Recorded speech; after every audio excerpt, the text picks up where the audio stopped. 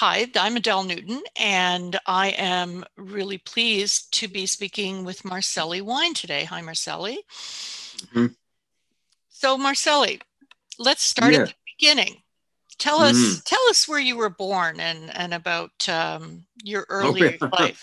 We're going Yeah. to start We're right at going the very right to beginning. the beginning. Right to Yes. the beginning. That's Yeah. right. I was born in Krakow, Poland. Uh, I'm 86. I was born in 1934, and uh, I was 4 years old. I was born Jewish, and Mm, then the war started. I was 4 years old, and in Krakow we were moved to a ghetto. And in 1943, I was just 8 years old. Um, my father smuggled me out of the ghetto and handed me to a lady who then took care of me. Became my aunt, and then I was raised Roman Catholic. do you have memories of that, Marceli? Yes, I have some memories because I had scarlet fever. I was in a hospital, and my father heard that the hospital will be liquidated and they'll essentially kill all the people, children who were there. So he heard about it and he smuggled me out of the hospital. And then the next day, I marched with him as he marched with all the workers out of ghetto where he was going to work. And then just outside of ghetto, he handed me to this lady. Wow. You, Mhm. you read stories like this, but for you to have lived it and to, as an 8-year-old, you would still have memories, obviously, of all of that. Yes. Yeah. So you grew up raised as a Roman Catholic. Did they change your name as well? Oh, yes. I had another name. They had a birth certificate of a child, of a boy who died in infancy. So I had another name during the war. Right. And how does an 8-year-old make sense of this? I mean, everything had gone differently in your life up till then anyway, right? Yes. I, I guess a child just accepts as it goes. Right. Things, yeah. So I remember that's how it was. Uh, I was in Warsaw with her. Then, um, then the uprising started because there was a general uprising in Warsaw, Right. and we were in basement, um, hiding in basement for about 2 months that the uprising was taking place. And then, as the uprising fell, we were marched out. With everybody was marched out of Warsaw, and as we all lie down to spend the night before carrying on, my aunt and she took me and we hid in a house. We went into a house and we hid in the attic till everybody else left. And then the rest of the winter, we were able to then spend on the farm until the war ended in 1945, January 45. So you weren't going to school during any of this time. Were you able to, how did you Um, spend your time? I was part of the time I was in Grodzisk with another lady who was like another aunt, and I went to school there. And I remember I went to school. I had I went to first communion. I still have pictures of me in the first communion in the town, and I went to school, and I went to grade 3, and I have no idea how I learned to read because I never went to grade 1 and 2. So your first language is Polish, obviously. My first language is Polish, yes. And so after the war, did you continue school then? What happened after the war?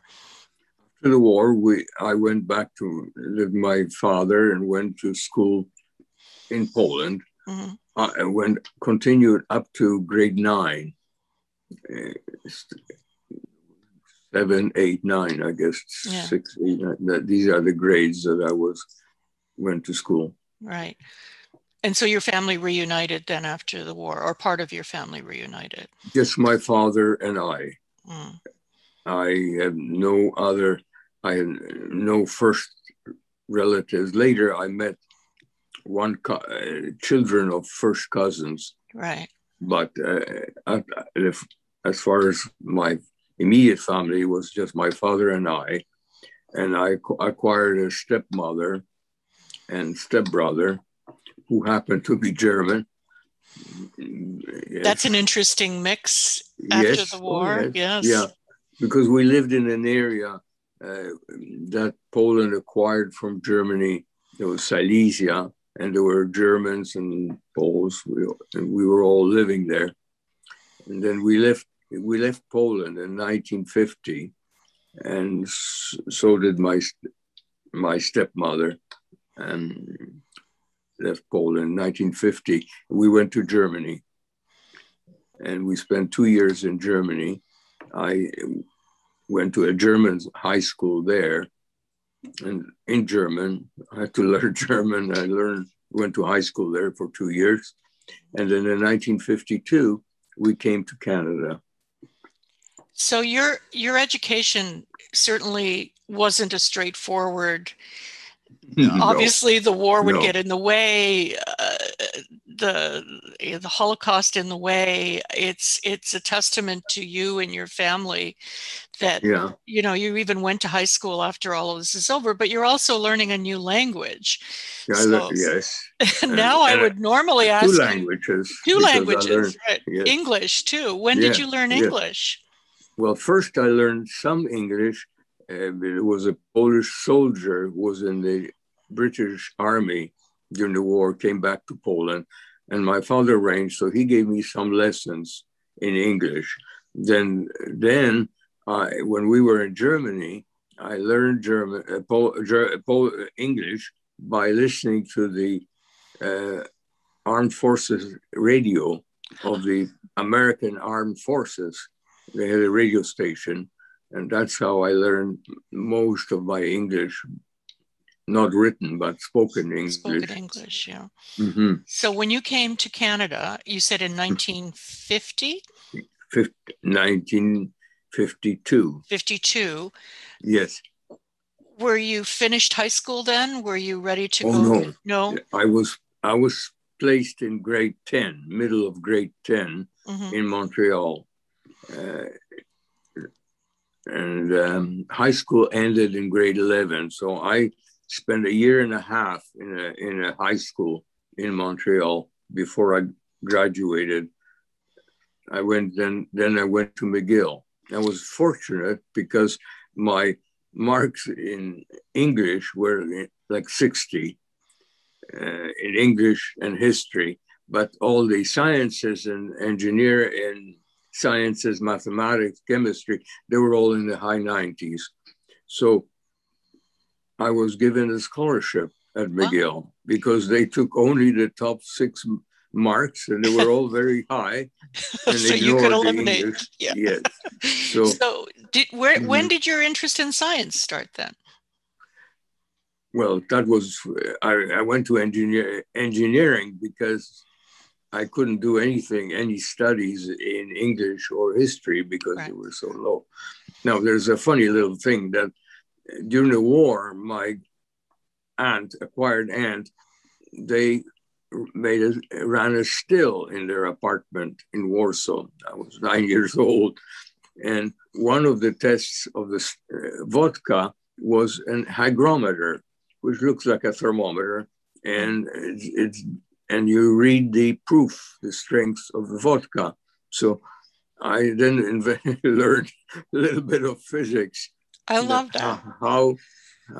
how specific gravity is measured. But that's a little joke.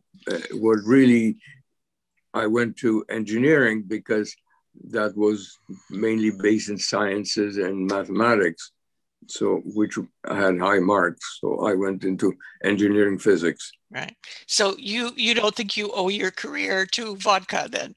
I, I Homemade vodka. suppose so. Yes, yes. I love it. Hmm.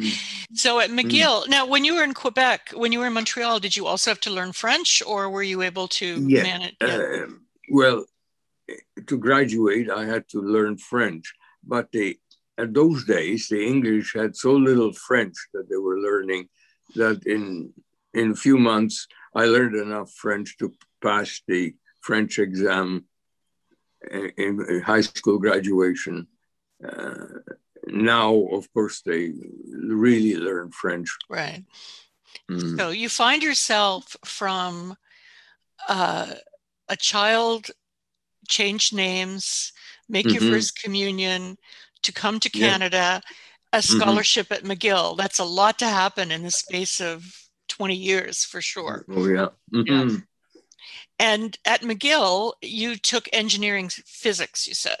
Yes, And what yes. was your plan at that point? What did you think you were going to do? I didn't have a plan. I was Yeah. going with the opportunities as they came. Good So I for you. graduated and went to work at a company, Marconi. And my first job was working in magnetrons, which are microwave tubes used in rockets and radars and so on. Mhm. So that was the first job, and I worked there for a year. Then I went back to McGill on a just on a visit one day.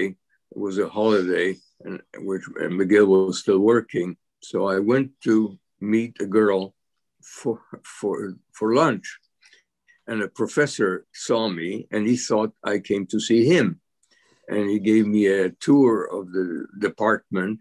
And by the afternoon, I was accepted in graduate school in physics. So it was just completely accidental. Serendipity. Mhm. And now, had you considered going to graduate school, or did this just honestly happen It as a just result of a happened. tour? That's amazing. It just happened. I Mm, mean, I was interested, but it wasn't realistic. I wasn't thinking about it mm, until that event. And right. then by September, I was in graduate school. Who was the professor, Marceli? That was uh, Kenrick Gunn. Mm. And He was, was he a well, role model or a mentor for you throughout your he was grad a school? he was a professor in physics. Mm, I certainly studied with him in undergraduate courses. His superior, he worked in a group where the head of the part that group was Kenrick Marshall. So he was the one that steered that section of the department, mhm. and I studied with them in graduate school. So after your master's, what did you do then? I just continued for Mhm. PhD. So you just kept going and all at McGill? Yes, yes, yeah. Oh, And I graduated in 1964. Now, my graduate work uh, at McGill in physics involved 35 millimeter film. It was a weather radar. We tried to transmit weather radar images to over telephone lines to weather stations, to weather stations. So that involved film, photographing the radar on 35 millimeter film. It was a quick instant processing machine. mm, Then, then I built a scanner that scanned the same image and retransmitted it over a telephone line to a typical thing in those days was a wet paper facsimile machine, hmm. and it would reproduce the radar image at stations. We were at various stations. So you built a scanner yourself. Yes. It didn't exist. You just had to No. build it for yourself. Yeah. So Yeah. how did you get from there to working at the film board? Obviously, the film is the No, no, connection. yes, but I Oh, was you with the weren't at the film board. Yeah. National Research Council. Right. But I happened to have introduction to film in those days through my graduate work. Mm-hmm. And I then joined, after one episode, I built cameras onto a rocket, and that was a project for a year. Onto a rocket? Where was the rocket going? We were firing rockets up north in the Arctic, and then we high altitude rockets, sounding rockets, and then then we built a rocket that was going to be retrieved. It came back on a parachute, and my assignment was to instrument the rocket with cameras. So that was one project, and that after that, I joined these two people, two very bright scientists, was Nestor Burtnick and Ken Pulfer. And then three of us started a group in computer graphics. Now, computer graphics didn't really, what was the state of it? Did it really exist at that stage? What year are we talking about? Well, we bought a display. It was a vector display. In those days, there were line drawing displays. Right. And the display was point plotting, and we had to build, Ken Pulfer built a controller for it, and then use software to draw lines and build all the supporting software so that it could be used for graphics. What year are we talking about, Marceli? That was 67, 68. And in 1968, Burtnick was in California at a graphics conference. It was before SIGGRAPH, was a conference, part of the ACM conference. And one of the speakers was an animator from film industry, who then made a suggestion that computers could be used to create the in-betweens that are drawn by the animator. Right. Now, we were interested in how computers could be used by non-technical people. In this case, how could an animator who is skilled at drawing on paper could use the computer to create the cells by drawing on a tablet? So we had tablets like today's tablet, except of course they didn't have any image. They were just tablets that one could use a pen to draw on. A regular pen? No. Oh, just a special pen. A stylus, yeah.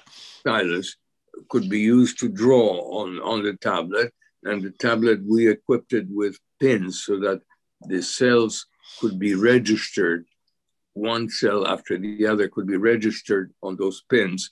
And the artist could draw cells on paper. Mm-hmm. No one had done this. No one had done this before, right? This was a new idea. We were not aware of. Of course, people were doing graphics. They're building displays, and we.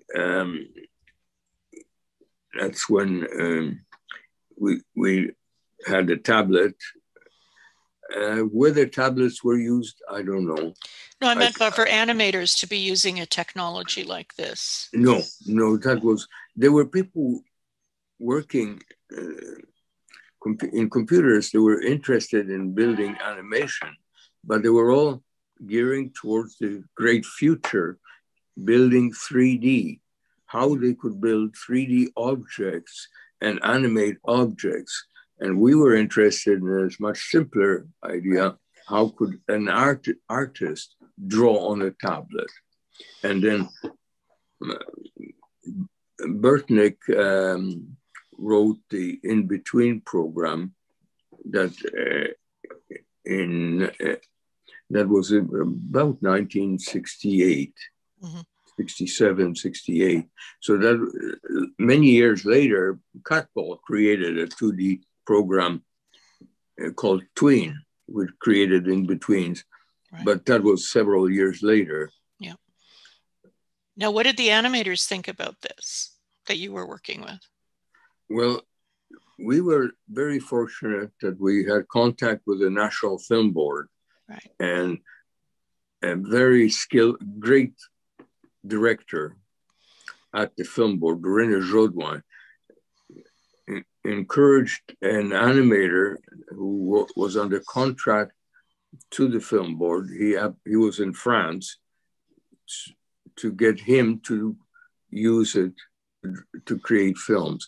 And Peter Foldes was fascinated, really interested in using it.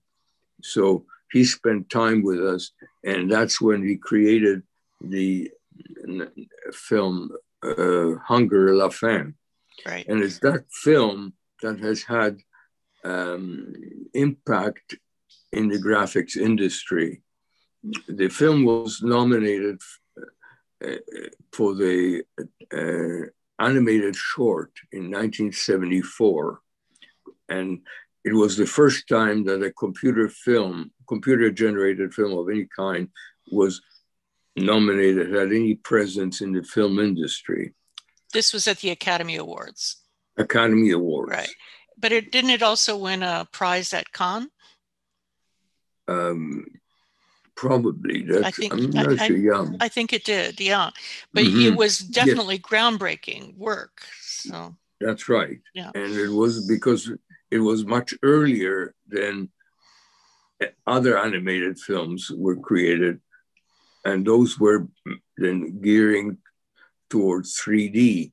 And they were required far greater computing power than existed in late 60s. Now, Marceli, you're being very humble because I was there when you won a Technical Academy Award Yes. for this work. Then 1997, the Academy Award, the technical award, was given to us for the earliest presence of computer animation in the film industry. And that was after the Toy Story came out. The Academy simply asked the question, when was the earliest that any computers had any presence? And that's where we were given the technical award. And the one incident at the technical award that I still remember was Jim Kajia was there. He won an award for sand for the movie. It was a movie Tornado, and he created the whirling sand. So he was given the technical award, and he met me, and he said that seeing the film Hunger La Faim persuaded him why he wanted to go into study computer graphics. That must have been very powerful for you. That was that remained in my mind. Mm-hmm. So if you look back at who was your influence to do what you ended up doing, would that have been your colleagues at NRC? Would it have been the people at McGill, or would it have been just the combination of everybody who took you to where you were? Well, you mean in computer animation, computer graphics? Yes, yeah. Well, it was the colleagues at NRC. And everything that we were doing. We were also the exposure to the film board and what they did. And of course, we had met all these various people at SIGGRAPH who have, of course, made all these contributions. They were interesting people to meet. When did you first go to SIGGRAPH, Marceli? Do you remember? And I think it was in 74 or 75. So that's the first one. Yeah. So you were there at the beginning. Yeah. Yes. And now we also created the conference at NRC in 69. We started the Man-Computer Communications Conference that started every 2 years. It was every 2 years. And for 3 years, it was held at NRC. We sponsored. Later, it became a graphics interface and carries on. The rest is history. Yes. Yeah. Yeah. So we had contact with University of Toronto, and University of Montreal, various people that.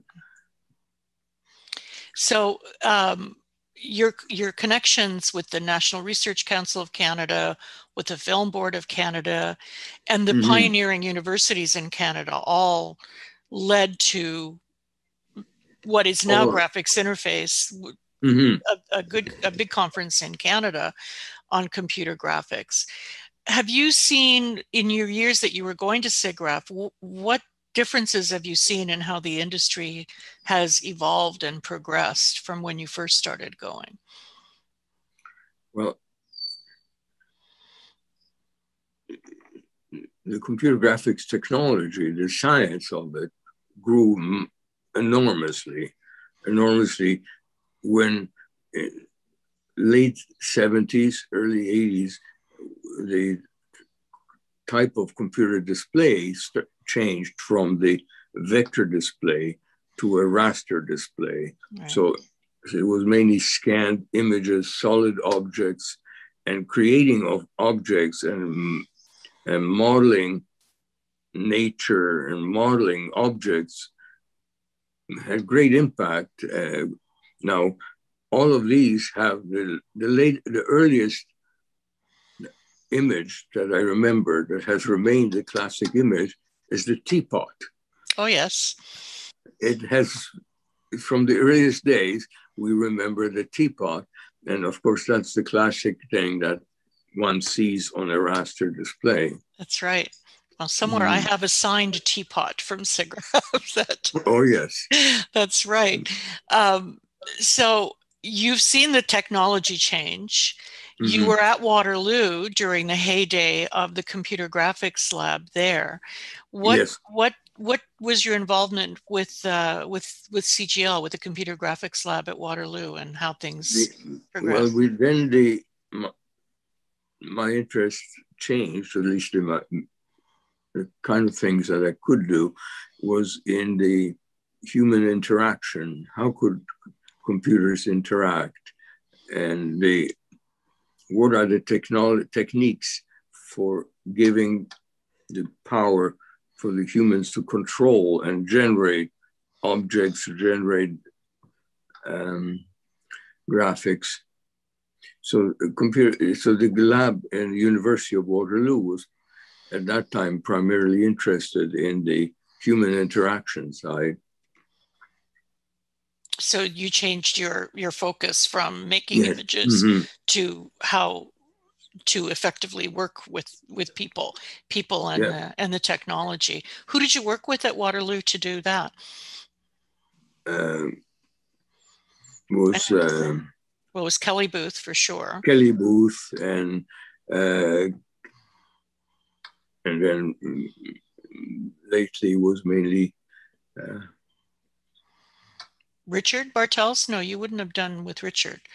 Maybe John Beatty and was John Beatty yeah. and my name's always. I'm trying to remember who was in the lab at that point, because that's where we first met, and that was a very long time ago. That was like 40 years ago almost that we met. Right. So, yeah. But I remember that you were doing work there, and were you supervising students at Waterloo as well when you were there? I was jointly supervising with permanent faculty member. Right. So you've also influenced people that worked with you as a faculty member, as a supervisor as well in the business. Has that been something that you enjoyed doing, and knowing that you were able to move people along in their career and inspire them? Well, that was a very interesting period, because that's exposure. It gave me exposure to the university, the university climate, and the interaction with students was always fascinating. Right. So if you look back at what you did, and you were in the pioneering days, when you say you were doing computer graphics, it didn't exist in the way it does now. Neither did computers exist the way they do now. Would you have done anything differently in your studies or your career? Would you have made any different choices? hard to say. I just went with opportunities. And I Mm-hmm. was very lucky. I mean, first of all, I was lucky how I survived the war. I was Stress. lucky how we came to Canada. And I enumerated once all the lucky events that gave me the right breaks to get me where I was and where I am. And it was certainly the opportunities working in the lab. I just took advantage of them. Why Canada? How did you end up here instead of somewhere in Uh, Europe or the US? Canada accepted us. Again, there's an opportunity. We Mm-hmm. tried various places, and um, we we got an opportunity to immigrate to Canada. How lucky for us, how lucky for Canada and for Yeah. the National Research Council and for the National Film Board to have had you. So it sounds like if you had done better in English and history, you might have chosen a different path. So that was an opportunity that you did well in math and science.